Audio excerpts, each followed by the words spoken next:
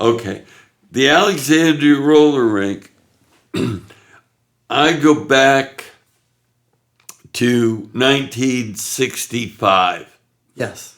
When J.A. the DJ, Jack Alex, was doing Battle of the Bands, and Jack Schaefer, who owned a music store, it was, the line was J.A. the DJ, Jack Alex for Jack Schaefer's Giant Music.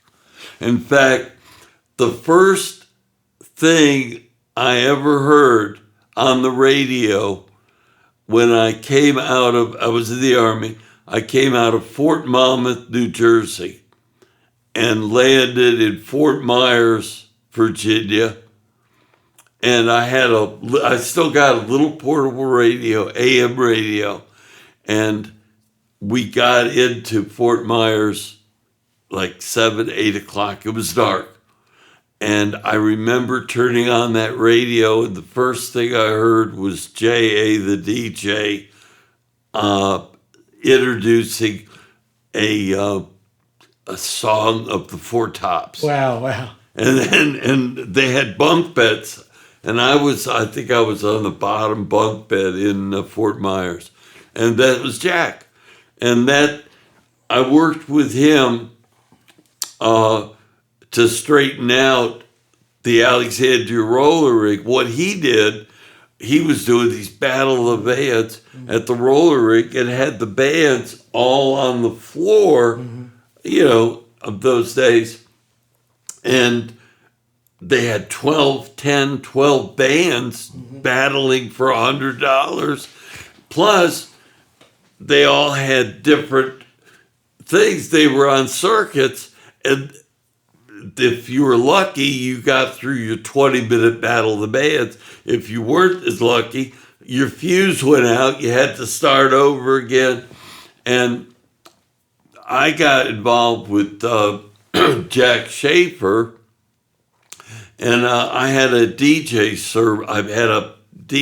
thing that I had built in the Army. It was Lape the Ape, Blimp the Chimp. That was but what I did, I got in and I convinced Jack Alex and the bands to combine everything, and we put one set of equipment on stage, and instead of Battle of the Bands, it was just a band.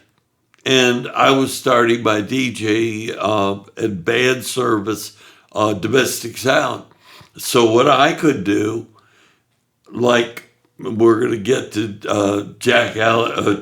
Jim Morrison, but I could take New York Public Library, Yorkshires, all these local bands, and now I'm booking them. And if somebody's calling after the weekend for a band, and these days, high schools did Valentine's balls, they did Christmas, they did a lot of stuff that we don't see today because whatever. And I would, that Monday, Tuesday, they call, and I could say, oh yeah, the Yorkshires, they opened for Jim Morrison at the roller rink. All of a sudden, I'm booking them for $200, which was big money in those days. And I had all these groups.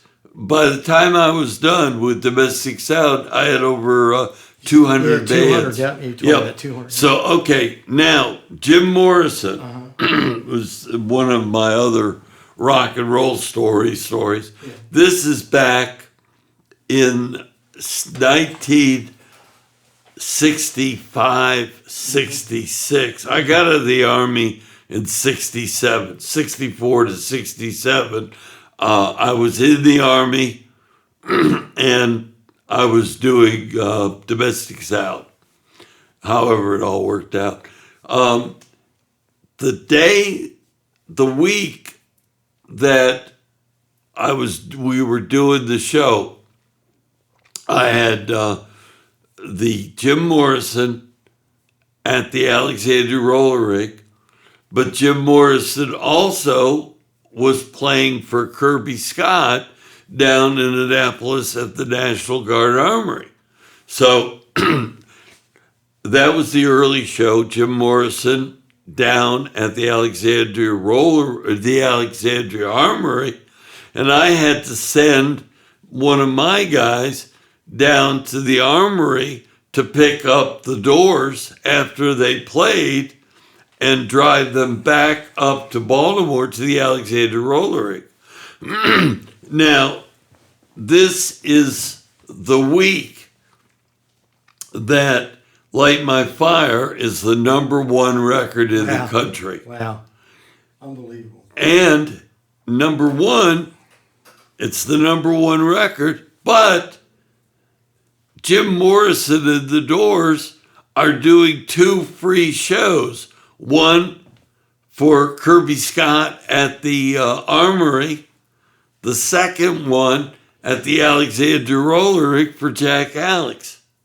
So, number one, but they've got to pay off. So my guy, Nelson, he had a Corvair. That's why I remember, yellow Corvair. So Nelson goes down to the Armory to pick up Jim Morrison, and I guess it was the drummer, and I'm trying to remember if it was 3 guys.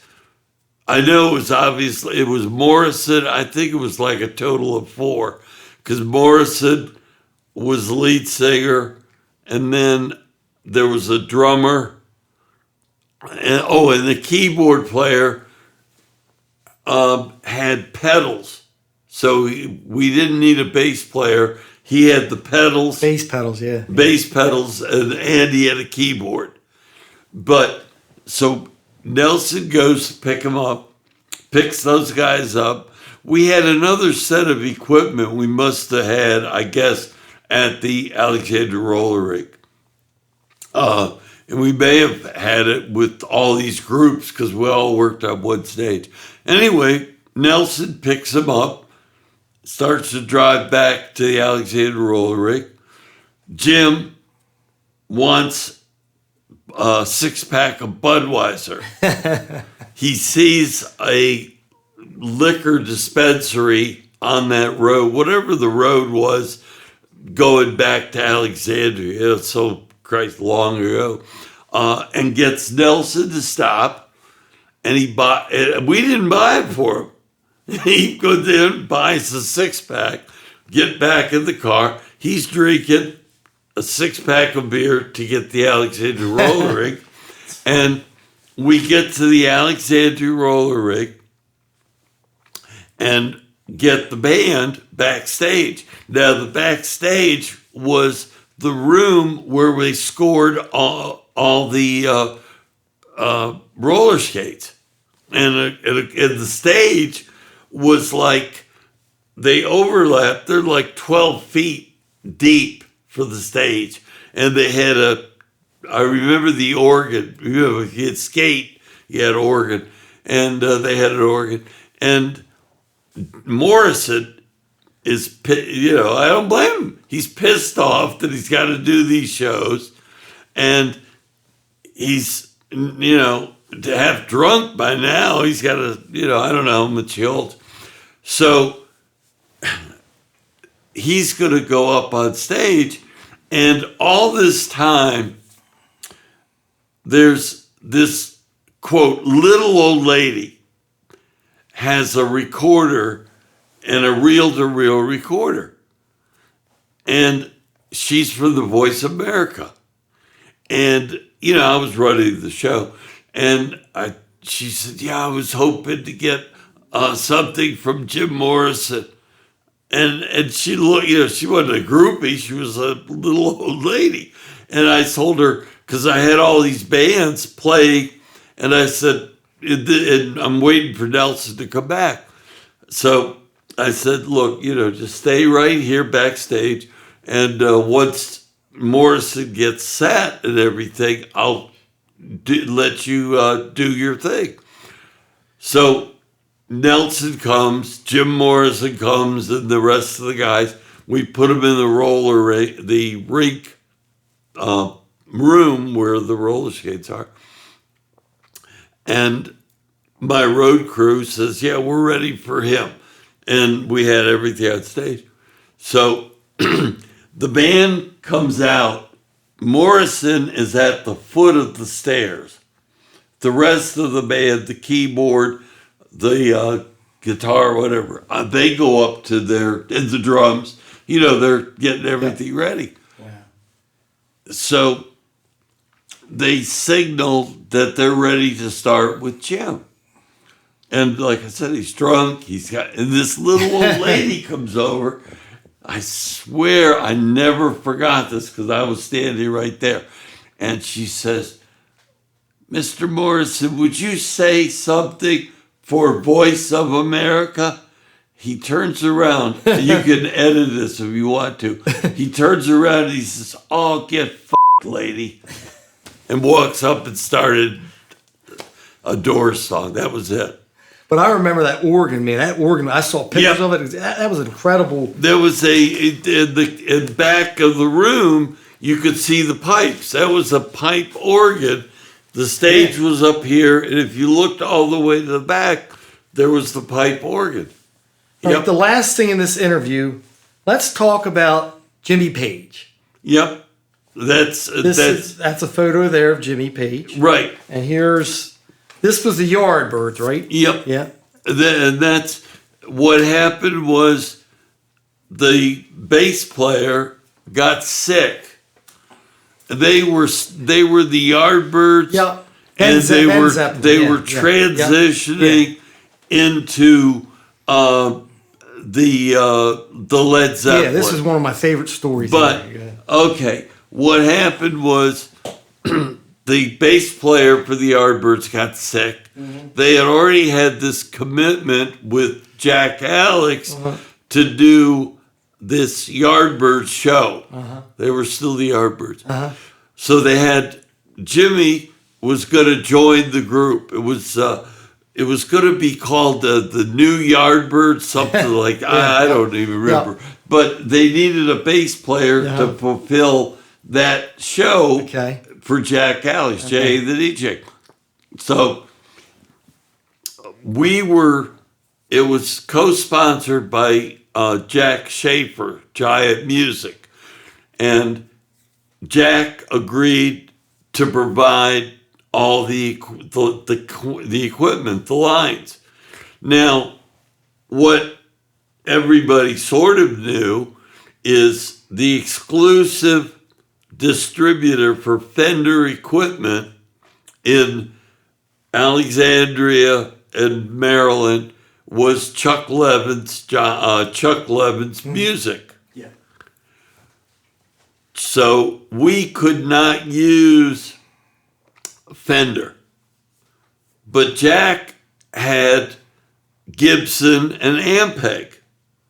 So we set up, and Ampeg had just signed a deal with Ultimate Spinach, and they were known as for bass, but they had amplifiers now. So we had set up backline with amps, Ampeg, Gibson, and all the way out. And Jimmy Page, you can see their picture, he is playing with the Yardbirds. Well, that's fine, except all of the Yardbirds songs have a distortion. And they get that distortion from Fender.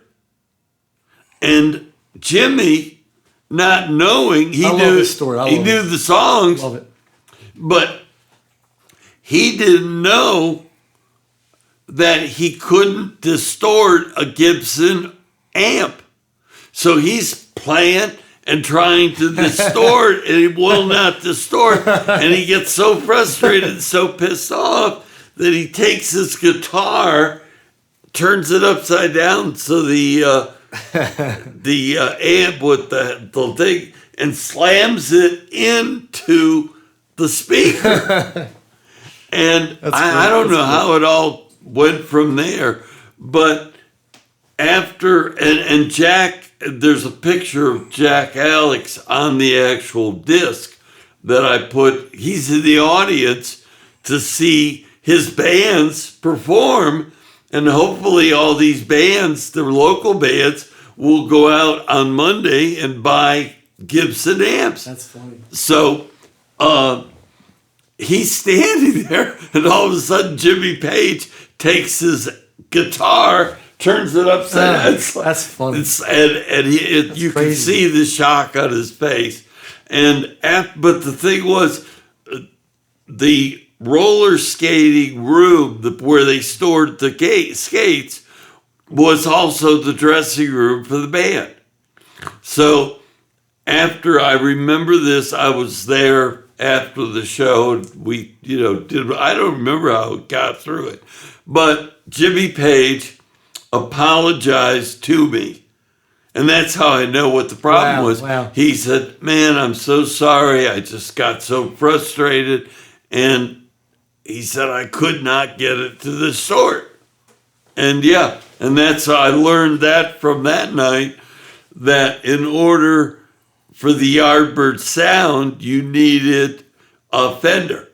You needed, And that was the Jack Alex era.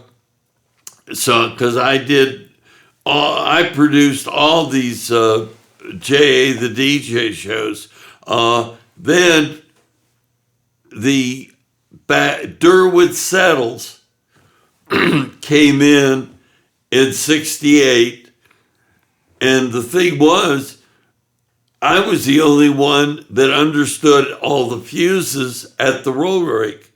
So he came to me and asked me to produce his shows, which I was glad to do. That's how I met, Janis Joplin, Jeff Beck with Rod Stewart, Jethro Tull, all those. And the list goes on, right? And the list goes, And then ultimately, when Martin Luther King got shot, Barry Richards was on the air as the boss with the hot sauce. He was the only white guy on a black station.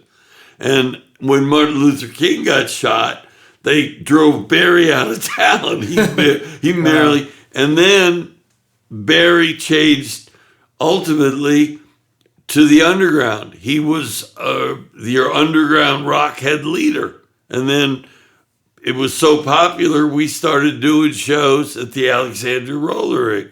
And that's where we met Alice Cooper, and so on and so on. And then I remember you telling me he did day shows. Alice did at the Alexandria Roller Rink, and they had to put black curtains up so you could see the effects of his show, right? Yep. And then it was everything cool because and you were in charge of the fuses of the whole place. Right? Yeah. Well, but what I did with Jethro Tull. Aqualung, it was 11th of July, 71, I think. I love them in concert. They were... Well, the thing was, I was so scared in the summer about anything going wrong. We had sold out. Yeah. So I brought a generator. I had a generator outside of the Alexandria Roller Rink and cables running up the stairs. Remember the roller rink had stairs, up the stairs and to the console. So that if it was, the generator wasn't turned on, it was on standby. But if anything went south, we would just switch to the... But that's when Alice Cooper did his first Guillotine show there, right? All the... Because when we started with Alice, he was at the St. Asaph Street, down the street. He was at the Rock. It was the Rock Theater. And in that, the manager was Shep Gordon, and his partner was the guy Leo Finn, and Leo Finn's daughter was Sherry Finn, who was the star on that Twin Peaks TV show. Wow. Want to follow that all back? Well, you are the legend of rock and roll. You booked all those bands, Kiss, Aerosmith, Zeppelin. There's so much more we could talk about, but I really enjoyed this interview with you, and you are truly a legend. Thank you, Bud Becker, ladies and gentlemen. Bud Becker, thank you.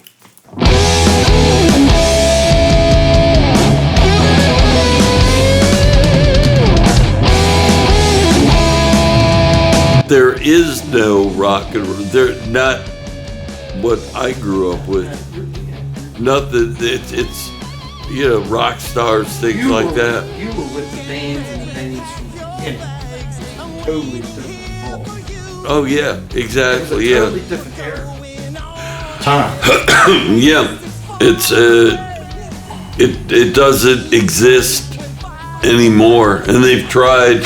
There was a movie, Rockstar, and it's so hokey that nobody can take it serious.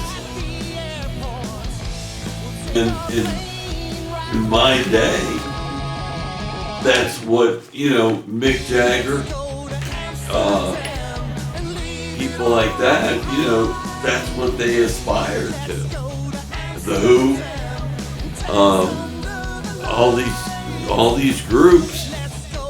But just the vibe of the whole... Well, they were rock stars. The vibe of the whole era is just... It's gone. Yeah. Yeah, and but hey, it was there, and it's gone. I just saw the Creedence Clearwater Revival show. It was on Netflix. Great, and it explained what they were doing in the late '60s when they hit it big. They were the biggest band next to the Beatles.